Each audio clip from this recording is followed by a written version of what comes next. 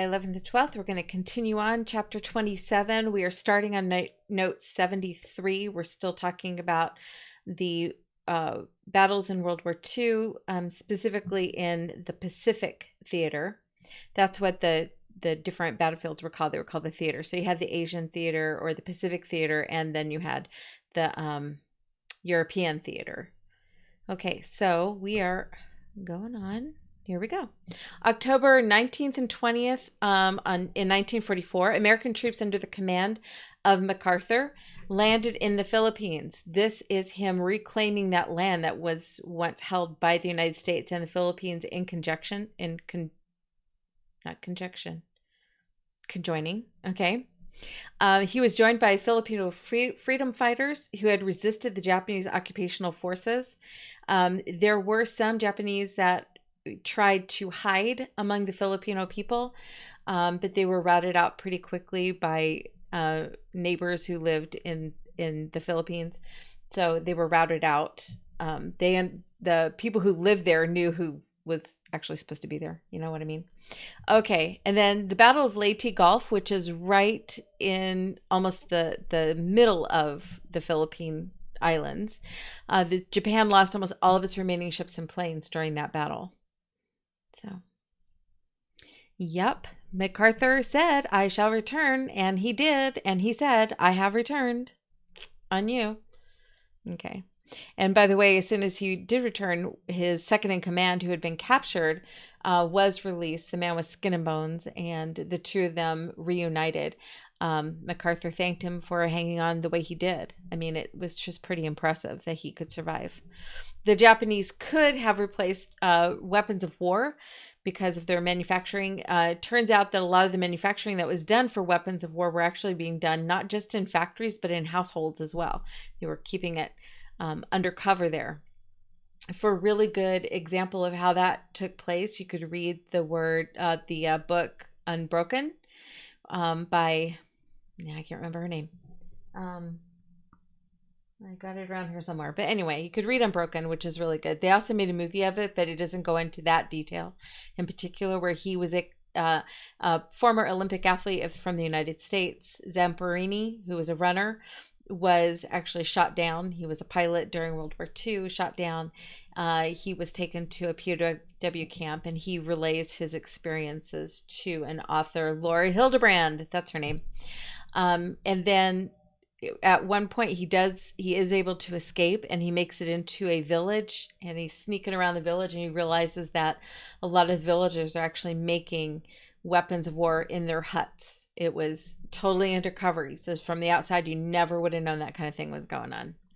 Okay, so the Japanese could have replaced the weapons of war, but they had run out of fuel. American submarines were sinking Japanese oil freighters. The Japanese were losing control of the Indonesian oil fields that they had seized at the beginning of the war. Remember, that's why they bombed Pearl Harbor in the first place.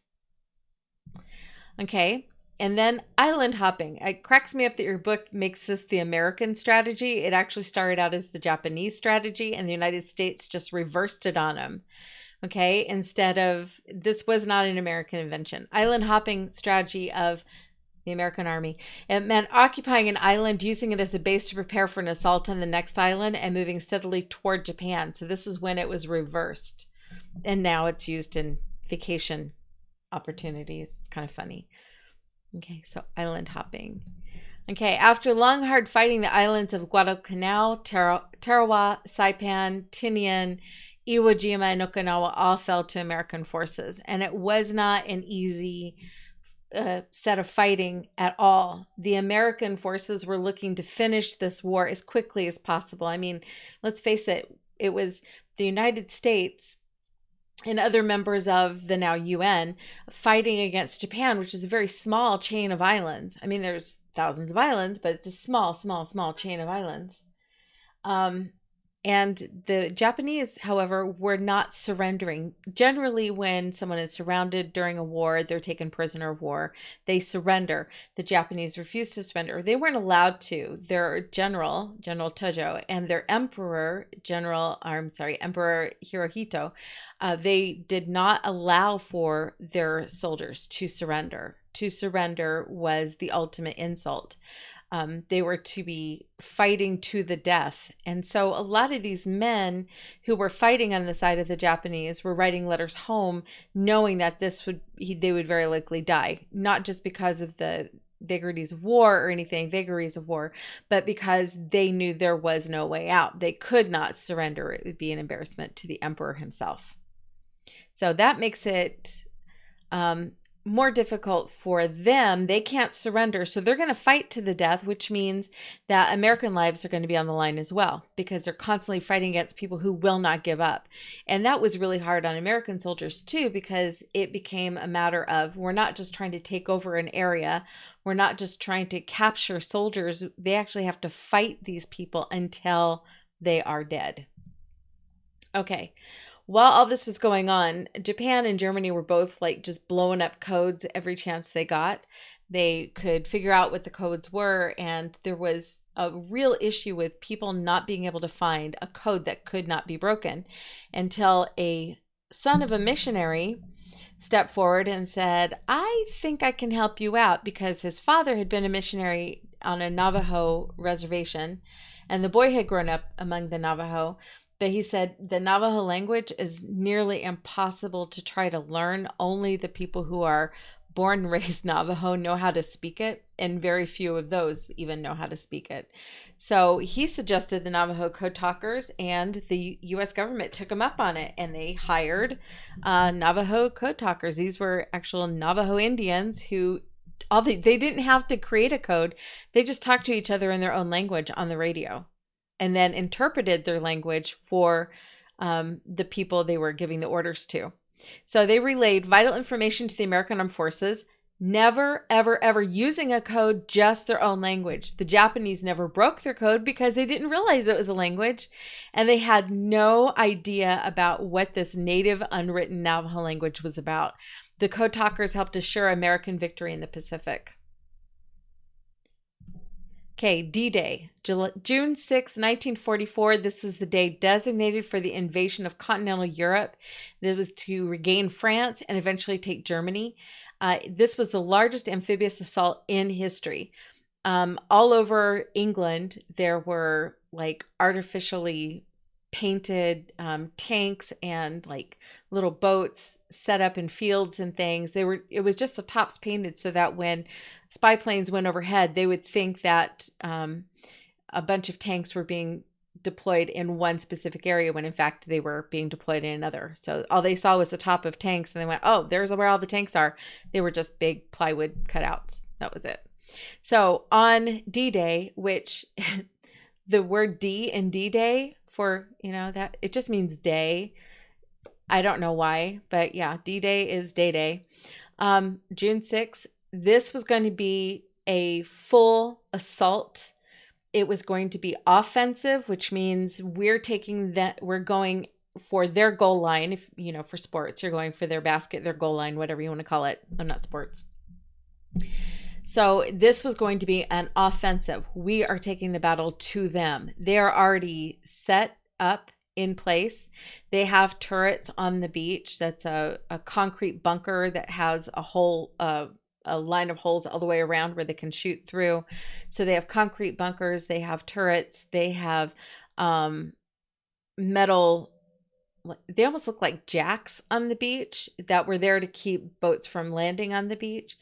And the men who are going to be going towards these beaches are going to have to get off of the boat, slog through water. You guys know when you're at the beach, trying to walk to the shore can sometimes be very complicated because you're, let's face it, you're always getting knocked over by the waves. You're getting pulled back from undertow, but they would have to walk all the way to the beach and try to fight without any cover really whatsoever. The only cover they had were those little like jacks things that were set up on the beach. Almost no cover. It was a terrifying assault, but it was a desperate maneuver because Germany had taken over much of Europe. They were running out of fuel, and the United States and Great Britain and the Free of France and the free people now of Italy they knew that the time had to come for us to take Hitler out right then. It was time. He had, before he could get his breath and before he could start his attacks all over again, it had to be done. Unfortunately, there were some really horrendous mistakes during D-Day. We have a man at our church, we have a couple of them actually, that were on, they were on this attack. And one of them, this one's hard for me. He was on board one of these ships getting ready to go off, and there was a ship next to him, and it was just as close to the shore, but they were not aware, because they didn't have all the information there. They weren't aware that there was a dip in the shoreline right where that boat was. And so when they let the men off the ship, they went in and they were under water. The water was over their head, and they drowned almost immediately because they were weighed down with 100 pounds of pack. And so, I mean, men died trying to get to shore. They got shot out almost immediately. It's just a horrific, war is just awful. So, I mean, I'm all for trying to stop war. I mean, I understand why we went to war, and I think we were in the right. I think what Hitler did deserved, 1,000 different punishments for him, but I mean, it doesn't make it any more pleasant. Okay, so this is what the D-Day invasion would have looked like. This is actually pretty calm looking, but I guarantee you, if you were there at that moment taking that picture, you wouldn't be very calm. They succeeded with D-Day. Lost a lot of men, but they succeeded. And on August 24th, the Free French and the American forces were able to march from Normandy into Paris and liberate that city. And that provided a tremendous boost to the morale of the Allied troops and Americans at home who had supported the Free French forces of General Charles de Gaulle, who will later become a French president.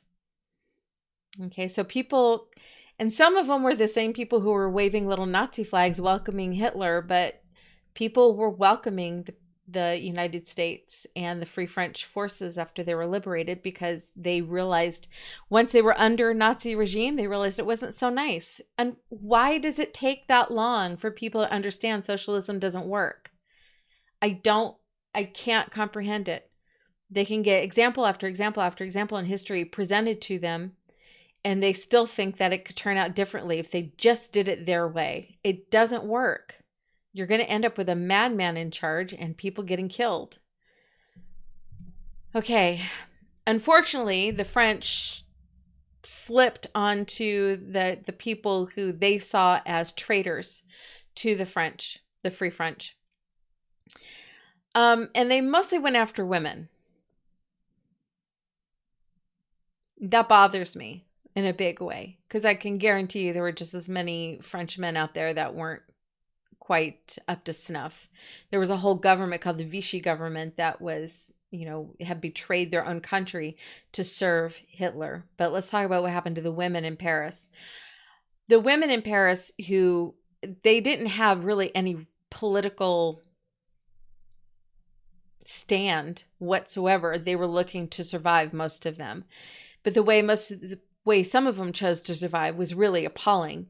They chose to survive by dating Nazi officers. Nazis came and occupied their country, and they figured that the best way to get what they wanted, to be taken care of, to have their rent paid and food on the table, was to date these men and sleep with them. Sometimes even turned in their neighbors. Sometimes they gave information. Well, when this was all over and the Nazis were forced out, the French took it on themselves to rout out these women, strip them down to their slips and underwear, shave their heads, and force them to walk on the street to show their shame because they had been traitors to their own country. One of the most famous of these traitors is a woman who now nobody talks about this because she became a huge player in the fashion industry, and her name is Coco Chanel. And this is a picture of Coco Chanel with the pearls. She was one of the women who dated Nazi officers and sometimes gave information that was detrimental to her country. But once this shaming was over, she started her own design house and became famous as a designer. Her her house is still one of the most famous design houses in Paris, if not the most famous. Okay, the Fighting Red Tails. This is a group of Black American fighter pilots who became first pilots ever to shoot down the brand new German jet fighters. They were remarkable men. I know there's a movie about them. I haven't watched it yet, and I need to. I'm going to write that down for myself. Watch Fighting Red Tails. Watch. I better not do that. Somebody's paper. Okay, you guys write it down? Fighting.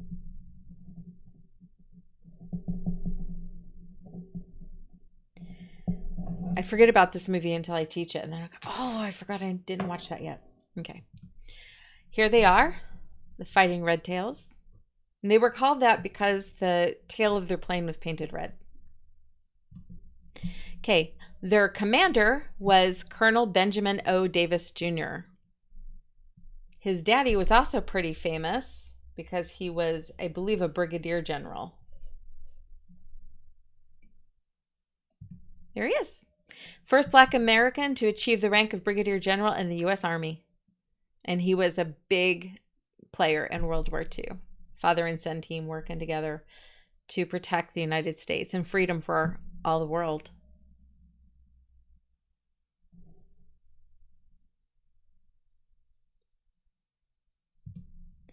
Battle of the Bulge. This is going to be the last big offensive of the Germans. Remember, Normandy was our offensive, bringing the battle to the Germans.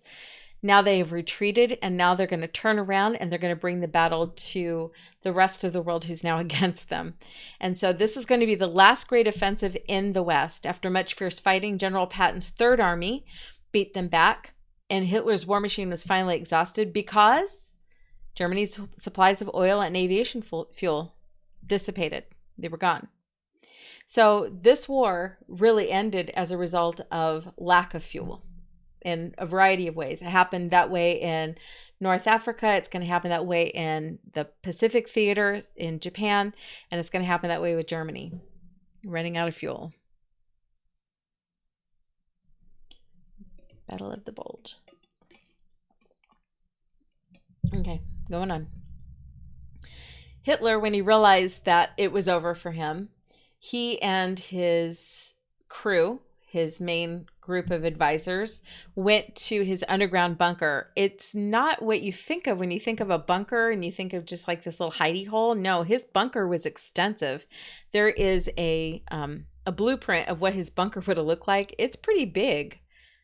But he had a plan for his last day. He knew the Russians were coming. They were coming into Berlin and they were going to hunt him down. And he wasn't going to stick around for that. So what he did instead is he asked his longtime girlfriend / mistress to marry him. This guy who went on and on about how important it was for Germans to marry and have children never actually married before this. So he got married to his mistress, Eva Braun. They got married in the bunker. Then they had a wedding breakfast together, which was a really, it used to be back in the day, that was the big thing you did. You had a big breakfast with everybody and that was your reception. So he had a big wedding breakfast with all of his friends that were in the bunker with him. And then he and Eva and his little doggy, he had a little dachshund, went into his study. And he poisoned his bride. Eva Braun was given a cyanide capsule. And then he poisoned his dog. And then he himself chewed on a cyanide capsule, but it wasn't fast enough. And he shot himself in the head. So, yeah, that's what happened. Now, the Russians, they got there not too long after that. They discovered him. They took his picture. That's the picture you're seeing there. And then they basically burned his body and buried what was left because it takes a lot of fuel and effort to burn a body. They burned the charred remains under, it's now a parking lot. Okay. So the Allies, once Hitler was dead, his second in command took over, but for a very, very short time before he surrendered. And on May 8th, the Allies declared that VE or Victory in Europe Day. It was a huge celebration all over the world. In the United States, it was big in New York City. That's where we get a lot of our pictures from. But in the London crowds, in the West End, Queen Elizabeth II, before she was queen, when she was still Princess Elizabeth II, was down there in that crowd in her uniform, celebrating with all her fellow soldiers. Okay, so after the war, people started questioning what exactly was going on there in Germany, because a lot of people did not want to believe that there were such things as concentration camps. There was one man who actually escaped from Auschwitz twice. And the first time he escaped, he went straight to the newspapers and said, "This is everything that's happening." He gave them full witness, and they wrote up the story, and people were like, "No, that can't possibly be true." Even people in Germany who lived in towns that were near concentration camps would say, "Oh, we had no idea this was happening." Some of our generals, when they heard people say, "Well, we knew there was a camp, but we didn't know, what was going on," he just looked at them and he was like, "Y'all are lying. I can see the smoke come out of your pants right now. Liar, liar, pants on fire." He forced people from those villages to go into the camps and dig graves and bury the bodies. He wanted them to see what they had been a part of. But a lot of Nazi leaders, they came away with the excuse that we were just following orders. So after the war, some Nazi leaders did end up going on trial for their crimes in Nuremberg, Germany. And those Nuremberg trials sentenced 10 Nazis to death by hanging. A couple of them didn't quite make it to the hanging. They took cyanide in their cell. The guy whose picture is on the right, he's one of those who had something slipped to him and he took it and killed himself. Okay, so while this is finishing up in Europe, in the Pacific, Iwo Jima was the location of heavy fighting between American soldiers and fanatical Japanese soldiers who showed this willingness to die for the emperor because they believed he was a god. That's what a lot of people were saying. They just weren't allowed to die, or weren't allowed to give up, honestly. Okay, Iwo Jima, not really a habited island. If it was habited, it was pretty sparse because it's sulfuric. It smells like farts all the time. Okay. Now, one of the most famous photographs of World War II shows a group of heroic Marines raising the American flag on Mount Suribachi. That's the highest point on Iwo Jima. There was a flag there before, but it was really small.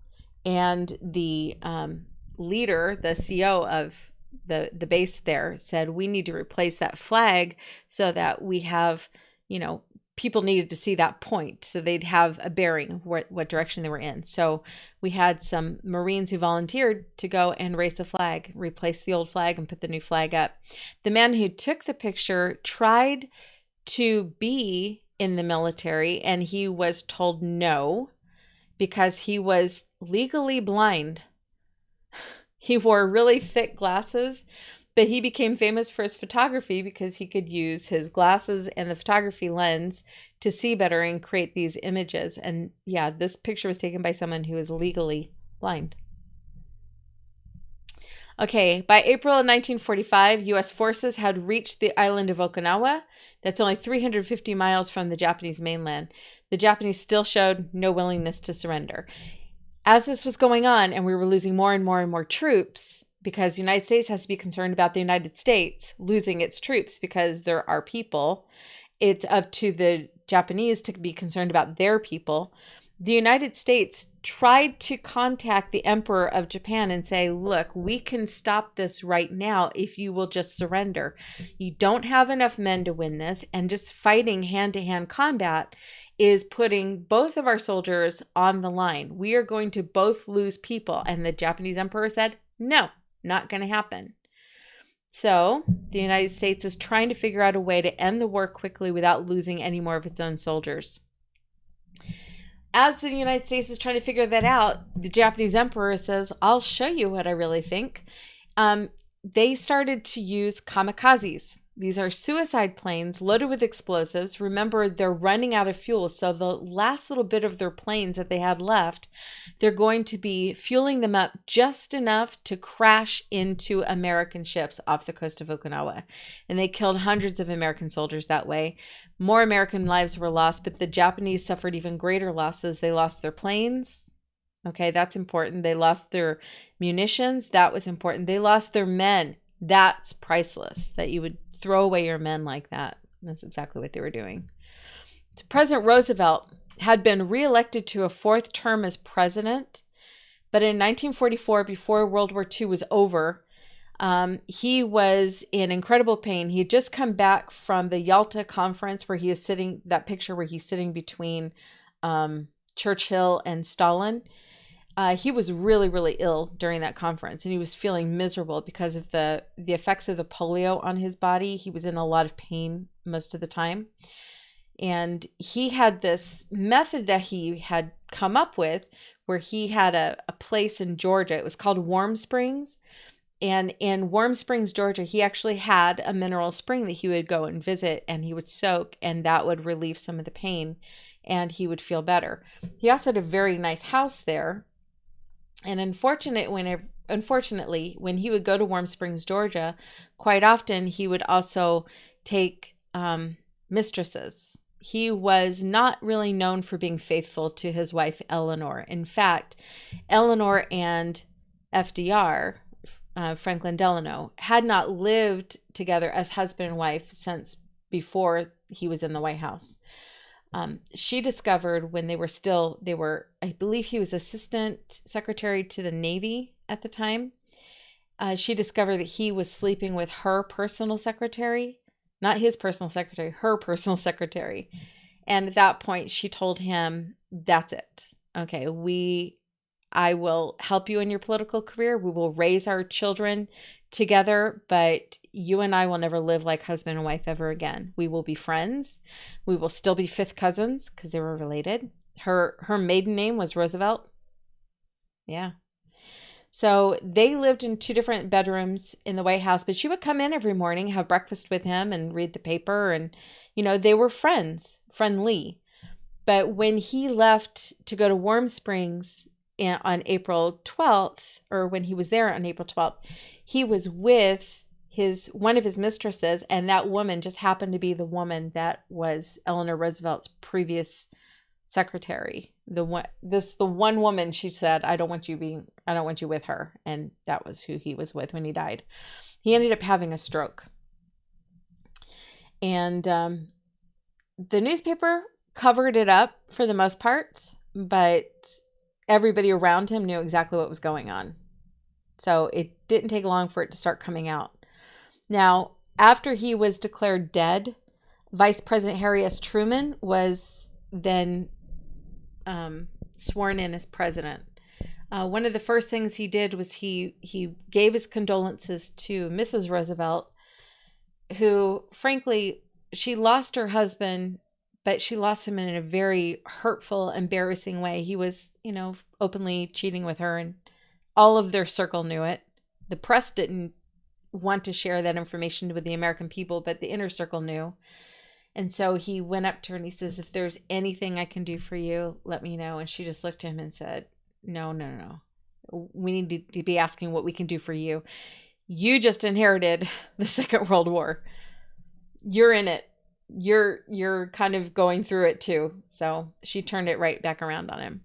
Now, President Truman made the painful decision on advice of counsel by the military to use the atomic bomb in order to avoid greater bloodshed, because the Japanese leadership insisted that their people die rather than surrender. So the military leaders had been working on this plan for an atomic bomb for quite a long time, throughout most of the war. And they chose areas in Japan that were designated as military areas. After the bombs were dropped, they were discovered to be actual civilian cities. It doesn't look like Truman understood that those were civilian cities. But knowing what we know now about munitions being manufactured in homes, maybe the military had information that we didn't know about. I don't know. But the truth is, when it came time to use that bomb, the Manhattan Project was brought out of the dark. This was the largest research and scientific effort of its day, and many of its participants were talented nuclear physicists that had fled from Nazi Germany to the United States. Hitler was actually working on this, but the the scientists that were working on it were primarily Jewish. So he lost the greatest minds of his day to the United States, thank you, because he didn't like their racial background. Albert Einstein was the first one to write a letter and say, the Nazis are working on this, you need to watch out. So he wrote a letter to Roosevelt in 1939 warning him that the Germans might produce an atomic weapon and encourage the US to research in this area. He always felt guilty about that afterwards because he didn't like the idea of when the atomic bomb went off, nobody really knew what to expect. They had done some testing in some uninhabited areas, but when it came down to bombing an actual city, the destruction was immense. And I mean, there was a lot of people who died, lots. So those who helped in the development of the atomic bomb included Enrico Fermi, who fled from fascist Italy in 1938, Edward Teller, who is a Jewish immigrant from Hungary who would have been taken over by Hitler, and J. Robert Oppenheimer, who is an American-born Jewish physicist. So these are three of the big ones.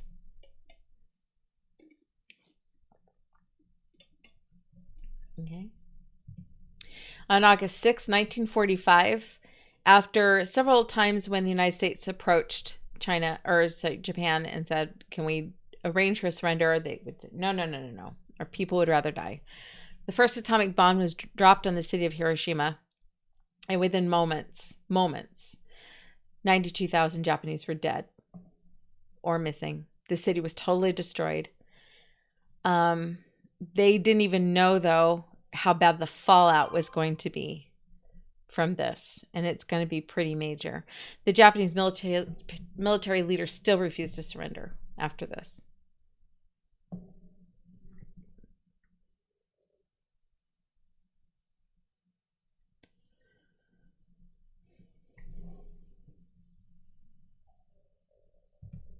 Okay, on August 9th, because Japanese still refused to surrender, a second bomb is dropped on the city of Nagasaki. After that attack, the Japanese government agreed to surrender unconditionally. They wanted, however, the privilege of being able to either keep or discharge their emperor. They didn't want their emperor to be taken from them. They said, if we choose to dismiss our emperor, that's up to us, but we don't want anybody from outside of Japan to tell us what to do about our emperor. And the United States said, fine, we'll do that.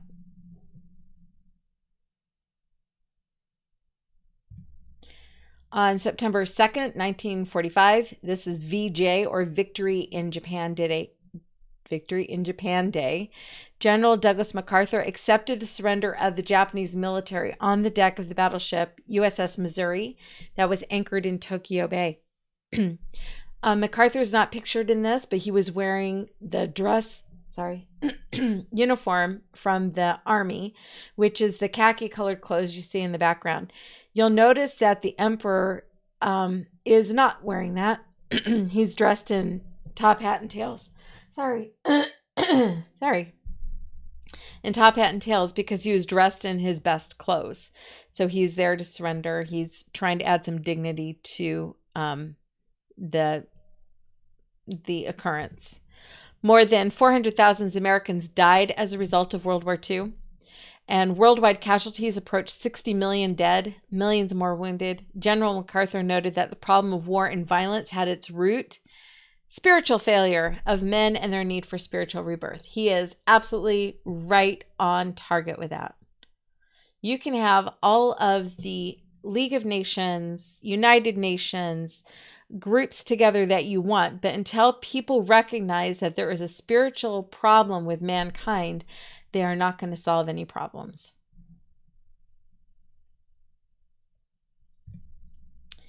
He said, the more missionaries we can bring here to Japan and the more occupation troops we can send home, the better. He said this because MacArthur became really the governor of Japan, so to speak. He was the military governor. He was going to bring Japan back from the destruction of World War II, help them rebuild, something we learned from World War I, where, afterwards people were just kind of left to rebuild on their own. And as a result, Germany got really angry and started World War II. Okay, so we're trying to learn from that. So he wanted to make sure that Japan was actually rebuilt and rebuilt properly. That doesn't mean that they're going to get away with everything. There will be trials, military trials specifically, to persecute or prosecute war criminals. But he wanted more missionaries brought to Japan and more occupation troops sent home. Okay, Mitsu Fuchida. You remember him? We've talked about him a lot. He was the pilot of the Japanese planes that bombed Pearl Harbor. While he was going through his own military trial, because he was, are you a war criminal or not? While he was going through his own military trial, he actually got a tract by Jacob de Chazer. Jacob de Chazer had been on the Doolittle raid. It's kind of cool how it all kind of works together, isn't it? Jacob de Chazer had been on the Doolittle raid. He had accidentally crash landed in China, was captured by the Japanese because he was in Japanese occupied China. He was made a prisoner of war. He was given a Bible that was snuck to him. He got saved and then went back to Japan as a missionary. So he wrote tracts about how to get saved to the Japanese people. Mitsu Fuchida, when he was actually getting ready to board a train to go to his trial, got a hold of one of those tracts. He was an incredibly angry man at that time because he had done everything he could for his country, and then his country ended up surrendering, so he was really ticked.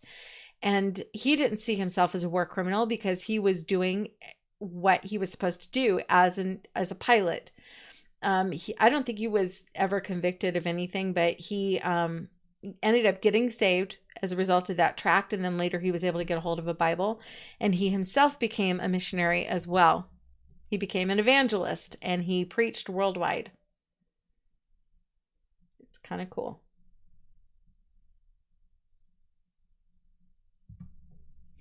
As early as 1941, President Roosevelt and Prime Minister Churchill had talked about what would happen in Europe after the defeat of Nazi Germany and Japan.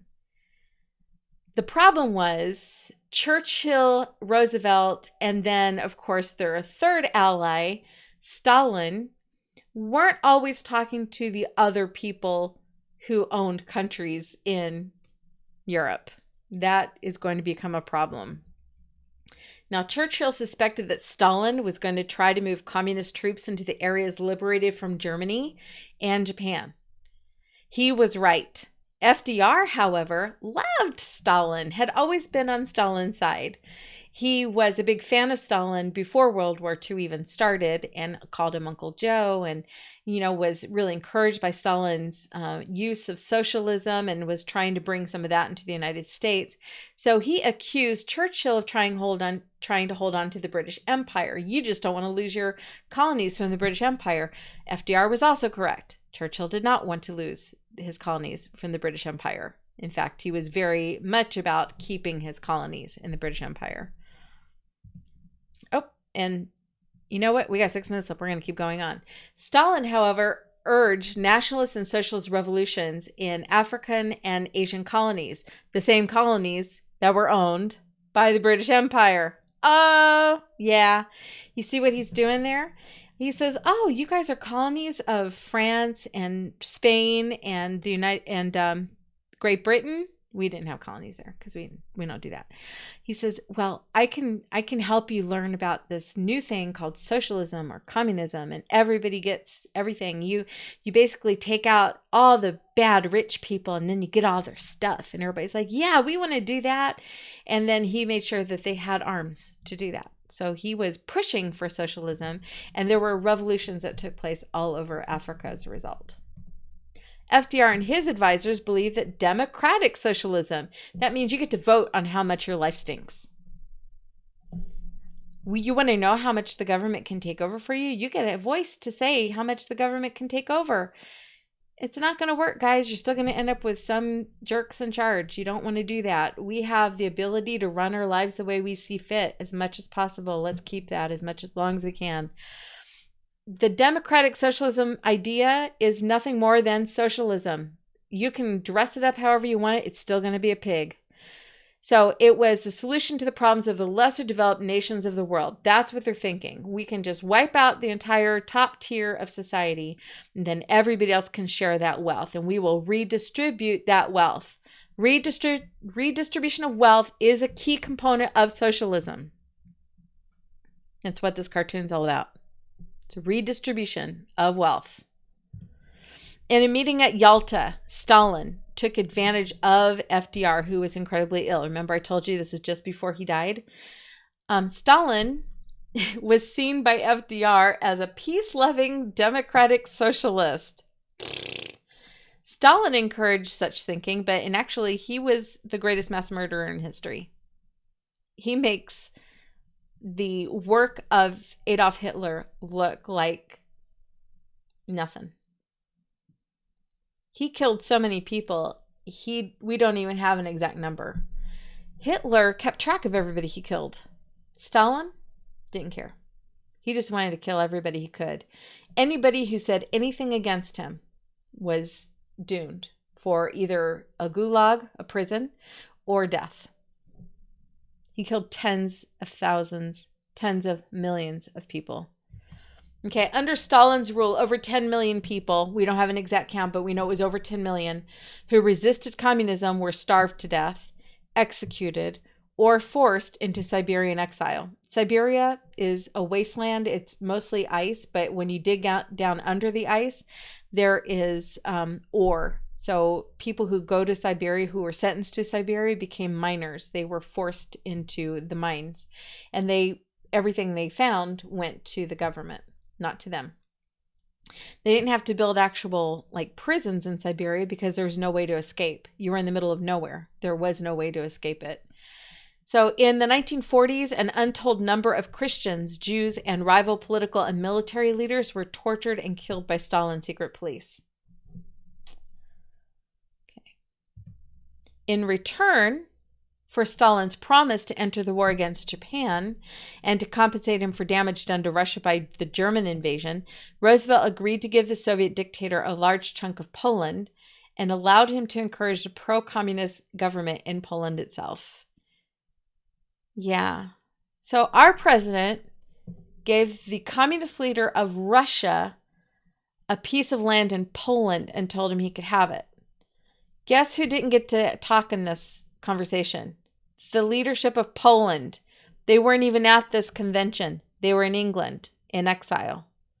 So they found out that their country was taken away from them and given to one of their enemies, somebody who had invaded them at the very beginning of World War II. Remember the Blitzkrieg with Hitler and Stalin working together? Now Poland's being told, oh, you don't get your land back. Sorry, I had to give it to Stalin so he would fight on our side against Japan. Guess what? Stalin didn't even enter the war against Japan until after we dropped the first bomb. That's when he did it. Through his agreement with Stalin, FDR abandoned the Free Polish government in exile in London. And this is what Polish people were going through who were remaining in Poland. It wasn't just the Jewish people who were in the Holocaust. There were Poles. This young man is Polish. He is a Catholic. You can tell by the cross. Okay. They also persecuted gypsies. They persecuted Hungarians. They persecuted anyone who wasn't a pure blood German and wasn't exactly a fan of fascism. Roosevelt also betrayed Chiang Kai-shek. Thanks a lot, Roosevelt, who bravely fought both communist terrorists and the Japanese, allowing the rich province of Manchuria to remain under Soviet control. This was the same piece of land that FDR's great uncle had worked so hard to preserve for the people of Japan, actually. But Manchuria was a piece of land in China. The Japanese had control of it. They had fought against Russia, and that was the Japanese-Russo War. And Teddy Roosevelt had stopped that war, okay? Now, all these years later, the Japanese had invaded a majority of China. You had the Russians trying to get China at the same time. And you've got the nationalist people of China who are just trying to survive. They're going through a civil war themselves between the nationalist leaders and the communist overthrowers. And as all of this is going on, they pick the one guy who's actually trying to do something good for his country, and they tell him, nah, don't worry about it. He's the one that gets betrayed. So he was bravely fighting communist terrorists and Japanese terrorists, and instead lost this piece of country to Russia while all of that was going on. And that was because of FDR. Okay, Roosevelt promised Stalin that all American troops would be withdrawn from Europe within 2 years of the Nazi defeat. Well, that was just brilliant. Okay, so now FDR, he's given away Poland, he's given away a large portion of China, and now he's telling Stalin, we're going to bring all of our troops home within 2 years after we defeat the Nazis. So now Stalin's going to use that information to start ginning up his army to start taking over the rest of Europe after the United States withdraws. As soon as people realized what was going on, and Churchill basically taking FDR and saying, this is what's happening, you idiot. That agreement was later canceled because it became clear that Stalin's Red Army was not going to leave Eastern Europe, and they were poised to enter Western Europe. They were going to continue World War II with Russia as the primary belligerent. Okay, we'll stop right there, and I'm going to do probably extra lectures at this point because we're getting so close to the end. So after today, just plan on 2 history lectures per day until the end of the school year. I might record another one today in the afternoon. We'll see. I have to check my schedule first. But starting for sure on Monday, it'll be 2 lectures per day because we just got to get through the material. And frankly, World War II just takes a really long time. We had 172 slides. So, okay, we're on 111 on our notes. All right, it is Friday, and I'm not going to keep you any longer than I absolutely have to because I want you to have a really great Friday and an awesome weekend. And I will talk to you again on Monday.